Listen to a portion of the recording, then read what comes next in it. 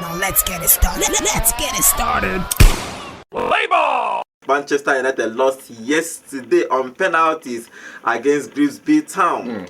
Grimsby are a League 2 side. First division. Let me explain what they are. Where they are. They are fourth tier in when it comes to English Premier League, English football, the Premier League, the Championship, the League 1 and League 2. They are in the fourth division of the Championship in England. But they came yesterday, played at home and beat Manchester United on penalties 12-11. After 19 minutes, it was 2-2. But in that game, they scored 2 goals in the first half. It was 2-0 for them in the first half. Manchester United ran around the second half and scored 2 to make it 2-2. It went on penalties and they lost. If you look at that game, so let me start with you. When I said they will struggle, you new signings everywhere. It felt like I didn't know what I was saying. Did you see Sesko yesterday? Start Sesko. Sesko start yesterday. What did he do? Defense, but defense no be German defenders. They hold her. I think at halftime, Neville said something. He said, Fredrickson, everybody is trying to point the fault to the young player.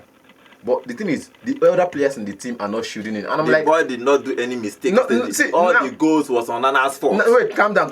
Calm down now. I'm going somewhere. Said they should have at least tried to shield him. I'm like, everybody is trying to shield themselves and shield Onana. The goalkeeper, the player who is also young, is trying to shield himself and shield Onana, but he's still looking for experience to guide him through the game. Yet Onana is still going on to continue to concede those spoilers. Onana went on to dash them 2 goals. Performance level in the midfield was also poor. This is one of the things why I said. Performance level in the midfield was also poor because I said it before. I said the Casemiro-Ugarte combination or comparison is not really up to life because Casemiro can defend and also. Casemiro did not play. Kobe played now. Now wait, Casemiro-Ugarte was the debate. Kobe Bruno. That was the pairing in midfield. Casemiro or Ugarte, Kobe or Bruno. Any of them will start. Now Ugarte started. Ugarte and Casemiro. Casemiro can recover the ball and still hold on to possession. Ugarte cannot. All this explanation I don't even want to hear because you guys explain no evidence. You are playing the boys that just their whole squad is about £1 million. Godwin, you're straight with me because I told you yesterday that football will not. I will not be. Make sense. Godwin, you remember I told you here on the show that I will not be surprised if Man United lost that game. Yeah, you said so. Yes, you said so. Because you look at the proposed lineup they might be, or the predicted lineup they might be going with. We argued this thing last season. No matter what we say, that Manchester United squad can't finish 15th. That squad is better than 15th. Everybody said that, and we all agree on that. All of you agreed on it. I didn't. Because you can't agree. Football can happen. I know football can happen, but you cannot tell me that squad is just 15. That's their best. And we said it on this show again. The problem with Manchester United last season is consistency. They will play good against Arsenal. In the next 3 games, you are wondering what is happening in that first game, and I'm wondering, are they playing a Real Madrid or are they, because these boys was pressing them, attacking them. In the first half, they had more shots touch in the box than Manchester United. I think Sesko had only 1 shot. I can remember that the goalkeeper saved in the first half. So if you look at this game generally now, John, I don't know what is wrong with Manchester United, but losing against a League 2 side is common. It's not supposed to happen. First and foremost, I like how Nonso came into this conversation in a fiery tone because I allowed him say everything he had on his mind. I don't want to talk too much. I just came with my 3-point agenda to talk about politician. Point agenda. My 3-point agenda this is not the 7-point agenda of Blessed Yaradua. This is 3-point agenda. So my fellow Manchester United fans, come closer. I'm talking to you. Stop looking back. Yes. Number 1, Onana is without blame in this encounter. What do you expect when you gave up this man's position last season before the most important game of the season? What do you expect when your manager is talking about you in the press before that game? What do you expect when this guy that was dropped was not part of the match day squad up till this particular game day for an entire preseason? What do you expect?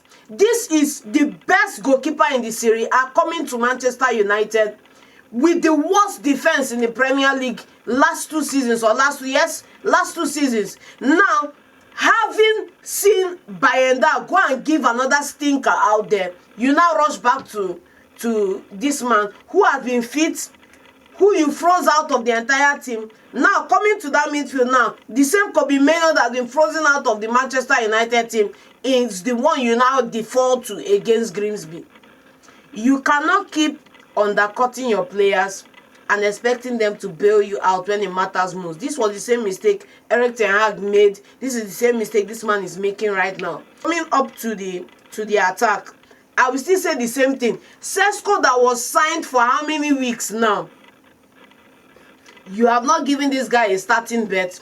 You gave him cameo appearances and then threw him into the fire against Grimsby, and you're expecting miracles. From where?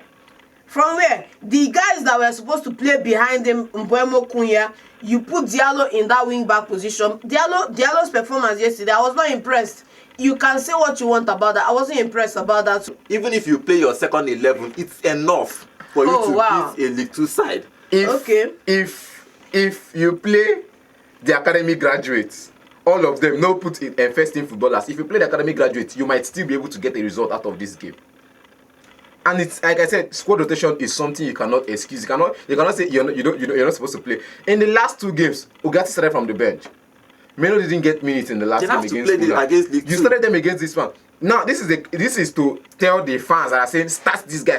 It don't clear for an eye. It don't clear anything because you cannot freeze this young man out of the entire preseason and season, and you throw him in this game and you say see the Mainoo way. You are setting him up to fail, bro. You see, let me tell you, for you to be able, because what they give in football is opportunities, moment.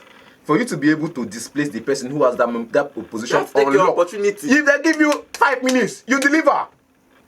Ugarte one bench Casemiro. Now this kind of performance you want use bench against Grimsby. Now this kind of performance you want use bench Casemiro. You want put Bruno for bench. Now this kind of performance. I'll give you the features of the next round of future. For example, when Saka came into the team, there was Nicolas Pepe. But Villa is going to play Arsenal. You expect Arsenal to play Saliba and Gabriel to play these guys. It does not make sense. These people that have not played will play this particular game. Arsenal have more competitions than Manchester. No, I'm just giving a clear-cut answer. Arsenal have more competitions than Manchester United this season. Apart from Arsenal have a better bench. Yes. John, apart from that, I'm just saying that these are a League 3 side. It's not a championship it's side. It's not about League 3. It's still 11 versus 11. Anyhow you want corner. True. And it's still Manchester United that have gone on with their tail in between their legs last night. Yes, I understand. But as a coach, you must rotate your squad. You will not expect, for example, who played. Ahmad is a first team player. Cunha playing out of the right wing back position. Yes or no? Ahmad played yesterday. Ahmad played exactly behind the striker yesterday. He and Cunha played behind the striker yesterday. Dalot played. When last did he play in that position? Wait, he has been playing in that position. No. John, when last did he play in that position? Even see, forget what you see on paper. I keep saying it's not about what you see on paper. We just want to talk about football and statistics. Let me finish. Now, person you want to talk about statistics and everything. Now you talk. Forget what you see on paper. Ahmad plays as a wing back. You get, because of his energy to drop back and also attack. That's why he played as a wing back and Dalot on the bench in the last game. The game before that, Dalot started against Arsenal. I think that Diogo Dalot started against Arsenal. Against Fulham, Ahmad started as a wing back. In this game, he needed to rest on MBEUMO. He came in. I think Dalot played as a wing back. Dogu played from the other side. Ahmad and Cunha played. Ahmad and Cunha. Then in the 45th minute or halftime, he made 3 changes in halftime. Yes. Which means those 3 changes at halftime dropped Ahmad back to wing back because Dalot was out. Dogu was out, and one other person was out. I know in the first half, he made 3 subs. He brought out 2 defenders, brought in MBEUMO and Bruno Fernandes, and one other person in midfield. So which means he made 3 subs at halftime, putting Ahmad back to his position as wing back, so they can be more offensive as a team, and that was why they got their 2 goals. All thanks to MBEUMO coming in and Harry Maguire's goal in the 86 minutes, this is the 5th time Harry Maguire is rescuing Man United in late hour goals, except for against Ipswich Town where he scored in the 47th minutes. The winner in the 47th minutes. This is the 5th time in the last 10 games. Harry Maguire is coming from behind. Man United is coming from behind, and Harry Maguire is getting the goals for Man United. So making that sub made Man United more offensive. We saw it against Lyon where he made some certain sub, and Kobe Mainoo and Harry Maguire were played as false 9s. So it's like it's like, okay, fine, we've considered our hurlers, we've considered. This is to tell you that even I want to talk and now make clear for everybody. Bendia, whether you like it or not, he considered 4 goals against Newcastle and he was dropped back to the bench and Onana started the next game. It's better than Onana this season.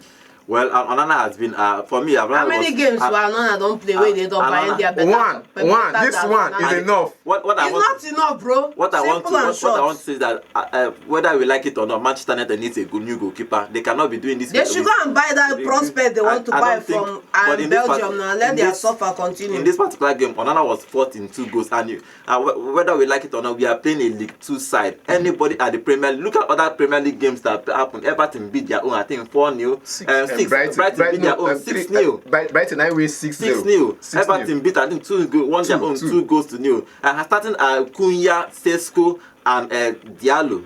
Come on, you should be beating this guy. Even though that you can say that Kobe Meno and Ugarte have not started, but they are still first team players. This squad that started is just the striker that started in this Manchester United in their last game, should they not have won that game? They should be beating those teams, right? Fulham. It's the same thing in this Grimsby. Man, you survive with the scruff of their neck in that game. We are talking about the team that should be beating Fulham. Man, you were leading. John, Fulham what I'm saying is that Fulham are in first division. In the Premier League. DC are in fourth division. First division. The gap with them and is 16th position. This will not be the first big team crashing out of a competition because they underestimated their opponents.